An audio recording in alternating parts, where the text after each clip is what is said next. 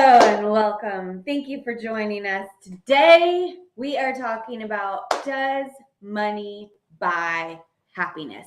Put it in the comments. We want to know, what do you think? Does money buy happiness? Does money not buy happiness? Or do you think it's a bunch of BS? Yeah. Do you not believe it? Are you like, no, the money don't buy me no happiness? Or do you say like, I'm already a sad person. I don't no amount of money could make this sad. No person. money is going to make me happy. I'm a sad sack of That's commitment stuff. right there. That's commitment. I guess, comes down to maybe making a decision. What do you believe in? Do you believe money can bring you happiness? Do you believe that no amount of money will affect your happiness or sadness or madness or whatever? Let us know as you're coming in. Let us know where you're tuning in from. If you like us and our content, please like, comment, and share. Tag anyone you know that may want to join in on this conversation. And I'll tell you what, we're going to tell you what we think. I don't think it has to be that close, all up in our noses and stuff. Just kidding. Okay, so we're talking about money and happiness. I'll tell you what I think. Somebody said, I want to find out though. Greetings from Houston, Texas. I just discovered you two. Awesome. Welcome. Thanks for discovering us. So I'll tell you what I think. And you will hear people with opinions on both sides. You may hear people say, money can't buy happiness. Money can't buy love. Or money is the root of all evil. You hear all these these little things here. All these different beliefs about money, what it can do for you, what it can't do for you. And ultimately, you have to decide what you believe, what's true for you. And I don't really think there's an absolute. The problem here is that people think it's one or the other. You have to choose. Is money the root of all evil? Does it buy you happiness? Can it not buy you happiness? Well, let's break it down and look at, really, it's a tool. It serves a purpose. And so there's some things that money can do, and there's some things that money can't do. So I want to break, and this is how you become a critical thinker. This is how you don't just listen to what people tell you and then take that on as your belief. You can listen to what people tell you, what their opinions are. Maybe they have some facts to back up their opinions. And then you can think through, well, is that true for me? Have I experienced that? Have I observed that? No or yes. And then you decide what you believe. So first of all, think about what somebody had to be going through to even come up with that statement. Personally, I think it's a stupid statement. Because which one? Money can't buy happiness. Money can't buy happiness. Regardless of whether it's true or not. Money can buy happiness? I think money can influence your happiness. Because first of all, how do you get money? What do you do to get money? Some people twerk for money. Some people twerk for money. Some people go to OnlyFans. Some people make some money on OnlyFans. Damn, they make some money on OnlyFans. Oh my goodness. Oh my God. They're like, so which accounts do you go to? Where can people find you on OnlyFans? I don't have an OnlyFans account. Maybe I should have one. But look, this financial couple giving financial tips. Well, I thought we could be in our bathing suits or something. I haven't really been on there, so I don't really know what people do. Hey. But apparently, maybe you should investigate. Apparently, we couldn't just be giving financial tips in our bathing suits. No, you just thought it would be like, people do all kinds of good stuff. But I've seen some people my OnlyFans account, no explicit content. Yeah, is that true or not? It's a gateway drug. They start out in their bathing suits and end up in porn. You gotta start somewhere. If you're gonna end up in porn, you gotta start somewhere. So true. Nothing wrong with this. Hey, look, however you make your money is how you make your money. So legal, ethical. Well, some would argue that it's immoral. Well, but you have to decide what is, you got to decide for yourself. That's not what it is. So how did I get this, right? How did I obtain this year? And it's because I exchanged something for it, right? I don't make money. I didn't manufacture this, right? So it's like I produce some I hope product, not. I'd be some visiting service. you in prison. Yeah. So I don't make this. I collect it. The government prints this, right? It says Federal Reserve note. It's what we use as money in our country here. It's so they print this, they make it, they're the ones who make it, and it gets distributed in our society. And then my job and everybody else's job is to figure out how do we then go exchange products and services to collect this and keep this in motion, right? That's basically what we're doing. So I got to go produce.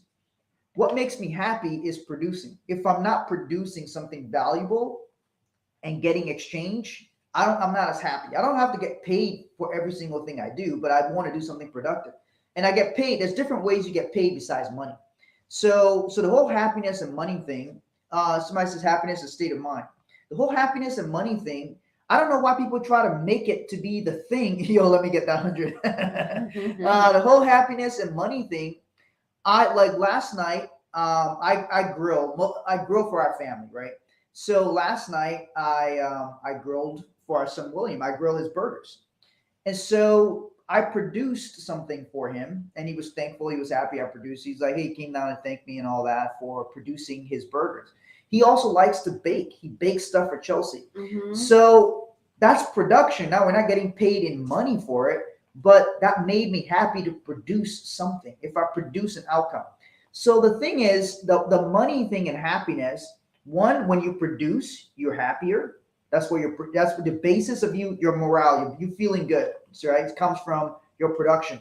And then when you can get exchange for it, you now get paid. So you're like, my production is valuable enough that somebody's going to pay me for it. And I can use these things to go do other things I want to do. Thank you. I can go use it to do other I'll things. share it with you. Nope, but it can sure pay for the things that make me happy. So look at this though. Okay, but it can pay for the things that make me happy. So then technically, can money buy happiness if it buys the things that make you happy?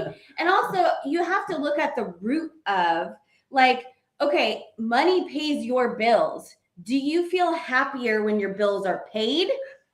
Or do you feel happy when your bills are not paid? Probably not. Yeah, probably not. And so you feel more happy when your finances are handled, right? You feel more happy when you can create experiences and adventures with your family or your friends, or pay your employees. You know, you probably feel happy when you have, if you're a business owner, when you have money to pay your employees, and you probably don't feel too happy if you don't have money to pay your employees, right? Or pay yourself. Yeah. And so you have to look at, instead of it, if money makes you feel like who you are, like the value of you as a person, whether you have money or not, well, then that is a little bit more of a root issue, because you as a person have value. You have gifts and talents to share. And that's what Martin is talking about. You can exchange those gifts and talents for money to then go and take care of yourself, your family, your business, and then also do the things that you want. The amount of money that you have determines what you get to say yes to and what you might have to say no to. And so the more of this resource that you have, the more experiences that you can create. So you just have to look at, okay, what are the things that money can pay for? It pays your bills, your expenses, your food. If you have kids, the level that you can provide your kids for, the level you can provide for your kids. Pays for first class. Yeah, or Spirit, right? So do you feel more happy when you're flying first class, or when you're flying on Spirit and you're not sure if you're going to make it to your destination? Okay, so you have to look at, it's not money itself that having this, oh, I feel happy having this. It's what it can do for me. And then there's also things that money can't buy. Okay, money cannot buy your children's love or your spouse's love. It cannot buy the respect of your employees. It cannot buy, it cannot replace treating people well. So whether you have money or not, you could treat people well, and you could be respectful to people, and you can respect yourself, and you can teach your children values, important values. So those things money doesn't replace. So it's not really one or the other. It's not that money buys happiness or it doesn't. It's that it's a tool that can provide you things, and to the level of how much you have allows you to buy more things or create more experiences. Yeah. So I gotta prep for a meeting. Oh yeah, go make that money. Go make that money. So look, before we started using paper as money, people used to trade with each other, right? So you had to produce something in order to trade. So if you were an animal farmer, you have to take care of your animals, you get the eggs, and then if you went to like a plant farm where somebody was growing What cabbage, kind of plants? whatever plants are growing, you trade it. There's some plants that demand more of this. Some plants cost more others. to have than others. Okay, so you then took your production, the thing you produced, and you exchanged it, and that became complicated to do every time because maybe the person you wanted to trade with didn't want eggs anymore; they wanted something different. So then the paper money replaced all of that. So, but ultimately, it came down to your production. Were you producing something that was valuable to society? And ultimately, if you're producing things that are valuable to society, you will always have value. You will always have a place in society because society always needs producers. And when you have a place and you feel like I got a place in society, I got a purpose, I'm fulfilling my purpose, I'm working hard, I'm doing these different things, I'm helping, I'm creating all these different things like that, your production makes you a lot happier.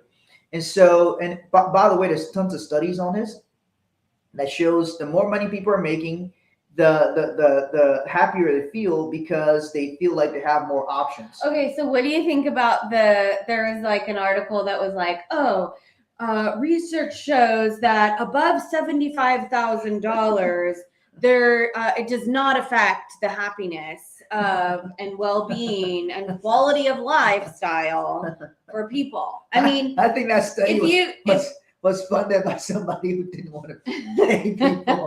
They didn't want you to look, rise guys, up. Okay. it caps out at here. Okay, so I'm doing you a favor. We're not gonna pay you any more than this because really, it's not gonna make you happy. It's not gonna make you happy. It's just your own, mindset. So get it right. So no, then over the years, there's been studies that came out. I actually looked at a much broader audience, and it recorded people had this app that recorded when they bought, when they made money, when they spend money, when they use things, and it wrote down how they felt. And so the study, in real life, people want to have choices and options and freedom to do things. I can tell you too that if somebody feels like they're capped out at a certain amount and they're like, well, I can't make more, I can't grow or expand, then that can be depressing. Then that could affect your quality of life and your happiness because you're like, well, gosh, I already made it this far and now this is all there is. This happens to a lot of people when they reach their goals. So that's why you have to continue making bigger goals and expand and grow, because you reach your goals and you're like, oh, I reached it. A lot of celebrities and people that become very famous and very rich, and they're like, oh, this is my life dream. And then I made it. And it's like, oh, now what? Is this all there is?